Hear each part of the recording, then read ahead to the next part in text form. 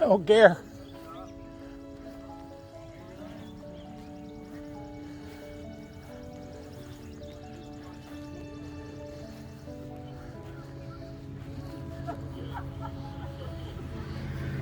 How you folks doing? Fine. How are you? Hi there. Hi. I don't know who you are, but I know you're Ken. We're the Holidays. Holidays, John Stephenson. Yep. I was at Bingham. My mom was Garnet Bingham, oldest in the Reuben Bingham family. Really? And we got the Bingham reunion coming up. Oh, really? Last Sunday in July. Yeah. Down at Mount Zion Baptist Church. I think it's 105 years. 105 years. And this was Bob and Betty, I think. Betty Bingham, I think. Yeah. It is pretty. It is pretty down here. And you see that one round stone up there? Yeah. That's the old grist mill. That's the Stephenson's plot.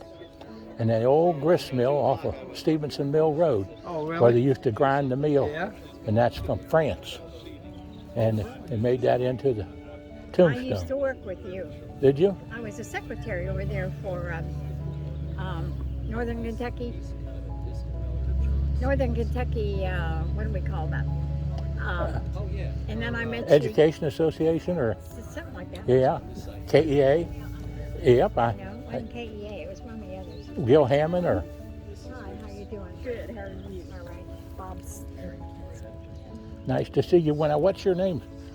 Carolyn, Carolyn? you took a picture of me at, we had a thing She was down there. We had a dinner for the seniors and you took my Oh, picture. absolutely. You remember that? Yeah, I do remember You took my that. picture that day. Now this is Bob and Betty Bingham. Well, Bob Miller. Yeah, Bob Miller. Yeah. But married to Betty Bingham, my cousin.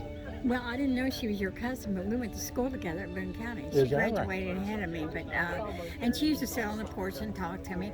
I saw her 2 weeks at a funeral. She held my hand, and 2 weeks later, she had that stroke. Stroke. Oh boy. Yeah. That Bless was her heart. that was really bad. Hi, Garlene. Aunt Frederica. I'll doing a lot after you see all that. He's got. That's okay. Which end would you rather speak? Let's save it for her. She's yeah, I know. Okay. I don't. I think he's going to be about wore out and ready to go back to school. Okay. Hi there. We can do something with CR. We don't have But he's well, you see how he is. He's very draggy. I started to get my walker myself, and I got to thinking it'd be more difficult for me to get it out of the car. I'll just have to be careful down here walking around. Yeah, I'm gonna go get my phone to get a couple of pictures myself. Hi. I love you, love you, love you. June sends her love too. She's not feeling well at all. Really? No, she's battling it. And then right down the road from here is where this veteran lives that I've been helping. I just took him his groceries. He got out of the hospital in Darius Beach. Mom knows him too. He's a Beach from the Beach family. So I told him, I said, well, Darius, you're my cousin. Because the Beaches and the Binghams were the ones that started all this 105 years ago. Yeah. Well, yeah.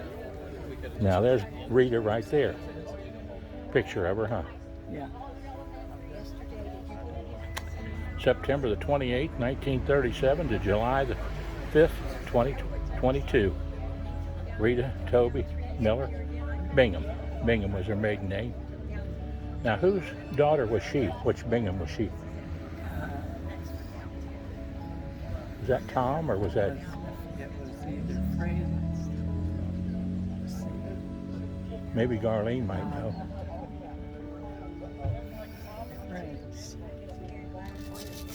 Now, Friends. Gary is going to do the service. Gary, Praise God. huh? You don't want to do an hour. Praise. I know. You know who I'm talking about. Yeah. he came to our church. It's been a long time. Yeah. Greiser or something like that. Gary Greiser. Yeah. Gary Greiser. Yeah, he's going to do the funeral and sing, I think, Sang. probably. Yeah. He's a beautiful singer. Yeah. I filmed him the other night with Evan Dallas, my cousin, out at that First Christ Church on Sunday night. Evan plays the piano and sings, and Gary sings. And they had a performance out there the other night, patriotic performance, and I put it all on Facebook and YouTube. And I'll put this on there too today, a little honorary thing for Rita and Bob Miller.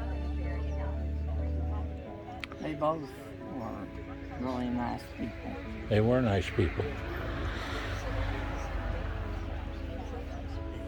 Just, there you go. Just for a minute, okay? Now, who do we have here? This is Oh, yeah, Louise's Bob Miller. house. Nice to meet you. This is Margie's sister. Oh, wonderful. Um, I'm John Stephenson. And this is Aunt Frederica next to me, and I'm Garnet Bingham's son. Oh, okay. And do you remember? You know Garnet Bingham. Garnet Bingham? You remember Garnet? That's Reuben's daughter. I probably know him, but I ain't seen him for so long. She's. She went on to heaven back in 1965. Yeah, she was. Bob Miller, Yep. but he don't look nothing like when I seen him last. He was young. Yep. Absolutely. My mom, and she has. Yep. And And we have here at this is at the funeral service, but the gravesite with Rita F. Toby Miller, who was a Bingham, and for you to know, son. And this is Robert R. Bob Miller over here, and I've been filming here. This wonderful gentleman that knew us when I was teaching, and that's William Mullins, and he works with the Middendorf Funeral Home, and which my wife's family was related to many years ago, the Guymans, and from Campbell County. Okay. And but now tell us how we know you from school. Well, I know Guy and Amy more so. Yeah. And Tegan. And Tegan. Yeah. Bless her little heart. Tegan and our daughter went to school together. Is that right? Yeah. Oh, fantastic. Well, she's growing up to be a young lady. And a mother. And a mother, yeah. Yeah, Got yes. a nice little one that's very smart, by the way. I'm sure. She's very smart. I'm sure. But tell Amy and Guy I said hello. I will do that. God bless you. Howard Wilson.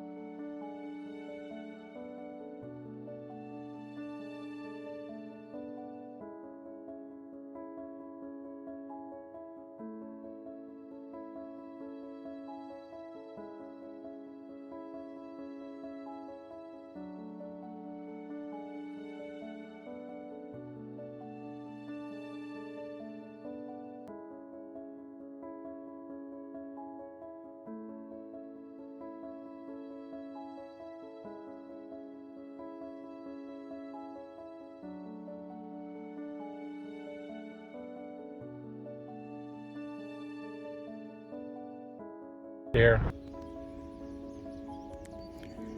Greystone from the Stevens Mill on McCoy's Fork, Salem Creek, built by James Stephenson, 1802-1883.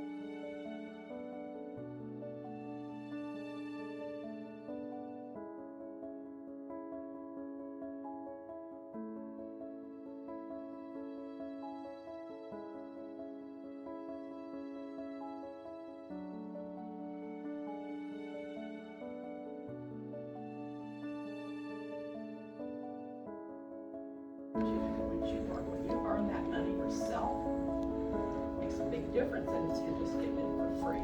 Now let us do this then. Jason, you want to watch the videos? Sure. Yeah. So watch them. Okay. You want to watch the Dan, video you're first? so helpful. Yeah, go ahead. Got here just in time. Middle and high school students participated in Can you all hear? C-SPAN's student documentary competition, where we asked the question, how does the federal government impact your life? All month, we're featuring the winning entries. Our second prize high school central winner is a 12th grader from St. Ignatius High School in Cleveland, Ohio, where C-SPAN is available through Spectrum. Their winning entry is titled Dream of Clean Water.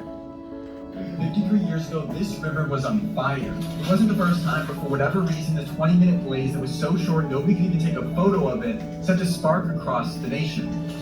In between pages about the dazzling allure. Hello. I thought that report would be longer than that. That was a short half. Can you expand that picture? Make it full screen. It's the abbreviated version. No. 17-year-old photo of the same seeming impossibility. The Cuyahoga River was burning, and with that came the world's attention.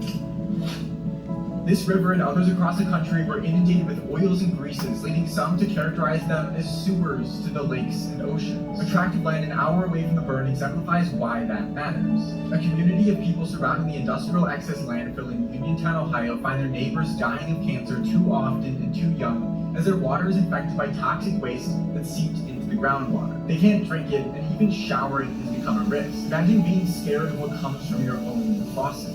Water is crucial, but we barely think about it. Clean water, open spaces. These should once again be the birthright of every American. So in 1972, Congress passed the Clean Water Act, or CWA, a momentous change intended to take the decades of slow growth in water quality to a new level to save the waters of the U.S. But would it work? The CWA's objective was to restore and maintain the chemical, physical, and biological integrity of the nation's waters through a few key improvements. First, the EPA, who facilitates the act, would start creating water quality standards. There are limits, we call those water quality standards, to how much ammonia can be in the river and how much zinc can be in the river. We use EPA, what are called biological indexes. These are indexes that already have correlated fish communities or insect communities, because they're both important, to the water quality. And it isn't just a good or bad, it's like a sliding scale.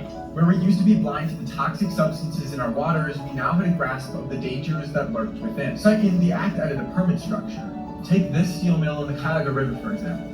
They need to discharge more pollutants into the water than the average person, so the EPA looks at their needs and sets limits for how much they can discharge without harming the environment. So think of it like a driver's license. You want to drive a car on the road, you need a driver's license to legally. Let's say you have a factory and you have a bunch of folks and you need to discharge sanitary wastewater after you need a permit to do that. So this bill still sends out things like ammonia, zinc, and cyanide, but as long as they don't exceed safe amounts, it's okay. You have speed limits on roads. If you go over that speed limit, you get a ticket. So the same thing applies for us. Still, sometimes even that waste is too much, so in this instance, the company created its own water treatment plant to remove chemicals before dumping into the water. Finally, the law gave the EPA the ability to find violators of the act. In 2011, there was a huge fish kill, and a long investigation by agencies from local level all the way up to federal level pinned it on a company that illegally dumped, believe it or not, a cyanide waste product into the storm drain. Felony convictions in that. It gave the Clean Water Act. And for communities who can't afford to lower their discharges, the government offers low-interest loans to help build new infrastructure. Loans like these are what helped the regional sewer district in Cleveland lower their overflows year after year. And we have a $3 billion construction project called Project Clean Lake, which is building underground storage and holding for these overflow events. So when these pipes overflow, they overflow into a storage tank underground, and then that tank will hold the water until the rain event is over and the plant has the capacity to treat that water. While it may seem simple, the act is fraught with debate. President Nixon vetoed the original bill despite starting the Environmental Protection Agency 2 years before. He said clean waterways was of urgent concern, but the cost, which would be about $160 billion today, was unconscionable. But then Congress overturned the veto with a 10-to-1 yes-to-no ratio in the House. And yet, challenges continue. Multiple Supreme Court cases have hinged on its undefined term, navigable waters, which is meant to define the waters the law affects. Every administration has had to come up with their own definitions,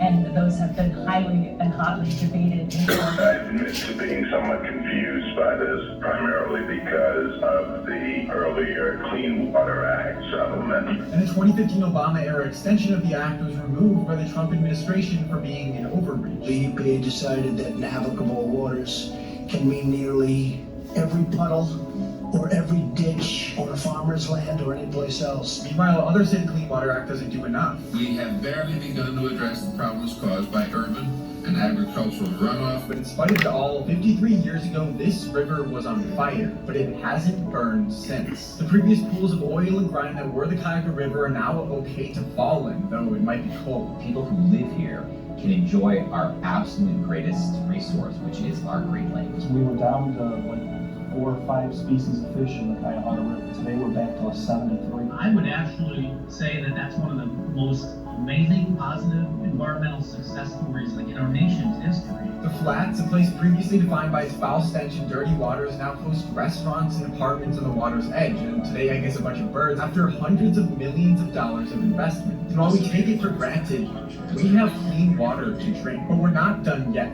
The original act set a goal to eliminate pollutant discharge into navigable waters by 1985, and there's a way to go until we're there. But also, just as important as water, today our society faces a new match ready to flame: climate change. We've done these kinds of things before, but it does take a collective will. On the 50th anniversary of the Clean Water Act, we learned that it's possible to change our environment for the better. But in 1969, we waited until a river was on fire to make serious progress to clean our waters. So are we going to wait until our world burns to save it? To watch this and all winning entries, visit our website at studentcamp.org. And they were being charged money for something they didn't even need, but they actually took that to court and they won. But it took forever. And that this EPA bill, part of the Cuyahoga bill, that's what they're talking about, because this also affected the Ohio River. So that was a 12th grader from St. Ignatius High School in Cleveland. So that kid put together a 5 to 6 minute video to identify a problem, which was the need for clean water, and to show how the federal government solved that problem from this standpoint.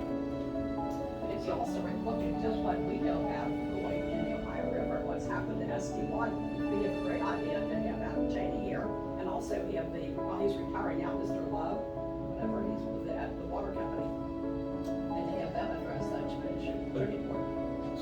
But what the optimists are promoting, obviously, is that we want to have we want to support and endorse and help out in any way seniors in high school to be part of this competition for the new topic, which is, if you were a first-term congressman, what would be your first item of what would be your first priority? But this also takes your junior high people. So it could be what, 9th grade, 8th grade? 6 to 12. 6 to 12? So 6th grade to 12th grade. So I think it's a great idea for the Optimist Club to support this and to promote it, and to work with TB&K TB&K would be our entity that would actually be the people. So this is actually a video that they're making. So you actually have to have that video capability, that video